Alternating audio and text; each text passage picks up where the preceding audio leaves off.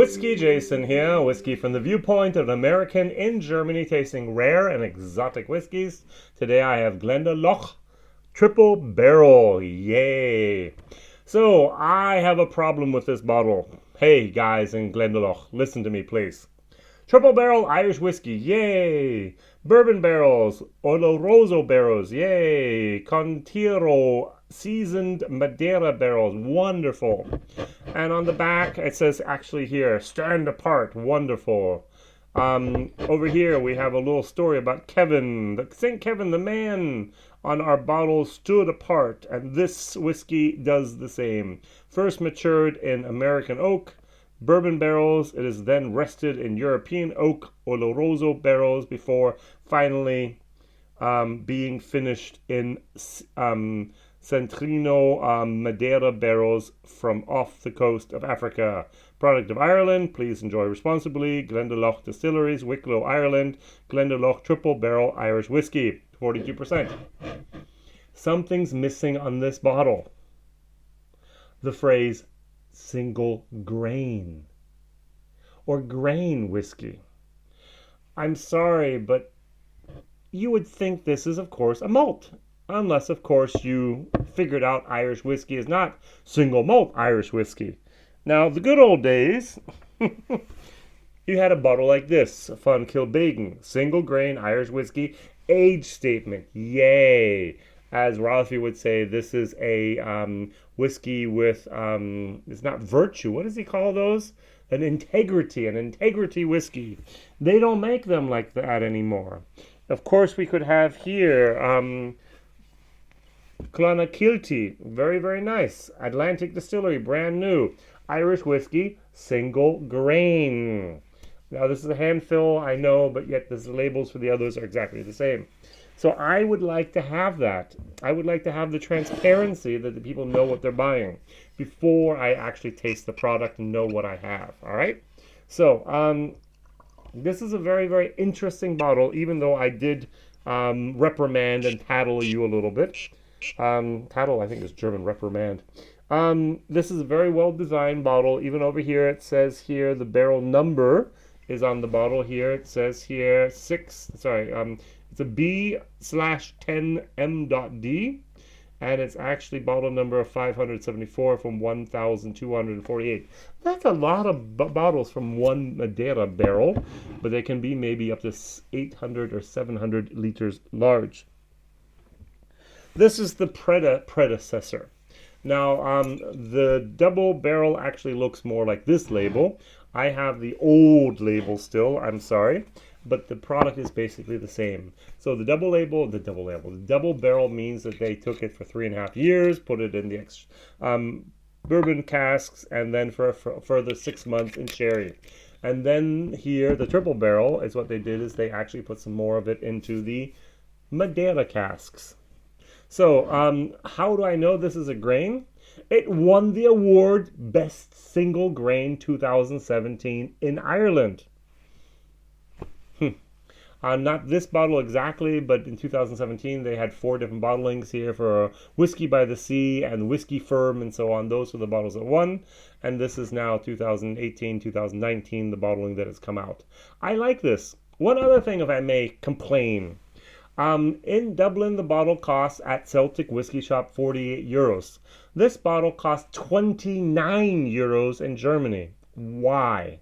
And do not say taxes and duties and so on. No. It's not going to make the price 60% more. What are you doing to the people in Ireland? What prices are you trying to get from them? Or why are you subsidizing Irish whiskey in Germany? Hey, why don't you just meet in the middle and say 35, 38 for both countries, and I think it'd be fair. I don't think that's very, very fair at all, that my Irish whiskey in Germany is so much cheaper than the Irish whiskey in Ireland. I know the same problem with Scotland, but it's not that extreme. It's like 10, 20%, not 60% as we have here. All right, the nose. This is really good. All right, I've had my rant, I've had my rave. I like this whiskey, and if you watched up to this point, thank you. This is a very, very, very nice single grain, triple barrel Irish whiskey for an absolutely reasonable price, at least here in Germany. All right, so I'm getting some nice vanilla spice. I'm getting a little bit of muscat. I'm getting a lot of berries, blueberries, blackberries, raspberries. I'm getting plum. Now over here in Germany, we have sometimes a chocolate, which is a square. It's called Ritter Sport.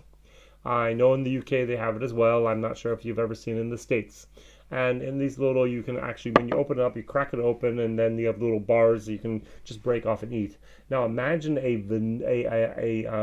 white chocolate with yogurt and a raspberry. That taste, this stuff. All right, it's not a milk chocolate, that's too heavy. It's a white chocolate with a yogurt raspberry type of filling. And it's good. It's dangerously good, to be honest.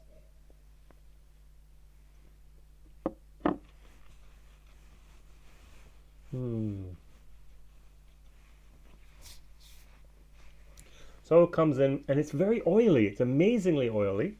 Very, very high viscosity, oily. Then the fruitiness kicks in, and then a little bit of an alcohol moment comes in that supports everything and just kind of makes the expression pop. It's not like an afterburner. It's not an afterburner. It's not hot, but it pops, and it's just great. And it's a wonderful long finish, and very, very nice whiskey. This is getting a solid B in my book, which is fabulous. And since it's 29 euros over here, which is about $35 in the States, I'm going to give it a B minus for value for money. I don't know the last time I gave a whiskey a B minus for value for money. This is absolutely a steal. Very, very good. This is the whiskey I take out to my garden. I take it out to the fire pit. I take it out to my patio, and I would just open up the bottle, pour a glass, and enjoy.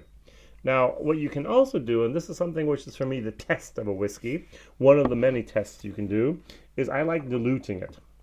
I like really just taking it down to maybe 30% and see what's happened. Is it just water, or is there still a lot of character and a lot of elements in there?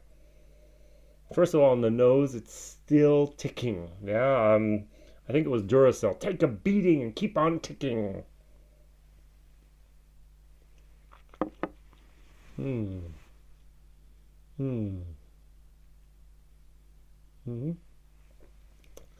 Wow, that is good. This really is a whiskey where I would go, hey, take a tumbler, put some ice cubes in there, pour it half full, go out on the deck, patio, porch, whatever, fire pit, and enjoy. It's just nice. It's just a nice whiskey.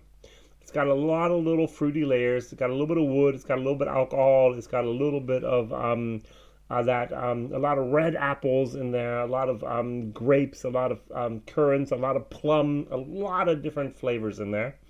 And it's just a wonderful, wonderful whiskey. Wow. All right. So if you can work on the transparency, guys, here for Glendalough, I would be happy. This would be something I'd actually recommend to everyone I know, but I would tell them, hey, it's a single grain. Hey, you're paying a lot less for it in Germany than you would in Dublin. People in Germany don't care. Hey, we get it cheap anyways. But this is something I'd like to have. Put the word single grain at least here on the back someplace, all right? Color is very, very nice compared to the other one. You do see that it has a more of a bronze color. This is more of a straw color. I think the Madeira casks really do help. Well done, guys and girls of Glendalough. WhiskyJason here. Whiskey from the viewpoint of an American in Germany tasting rare and exotic whiskeys. One of 1,000, what did I say here? 1,248 bottles. I hope they make another batch and another batch and another batch. If not, I will be very disappointed. Thank you very much. Like, subscribe, ring the bell. Every once in a while, I actually even go live. Not very often, maybe about once every other month.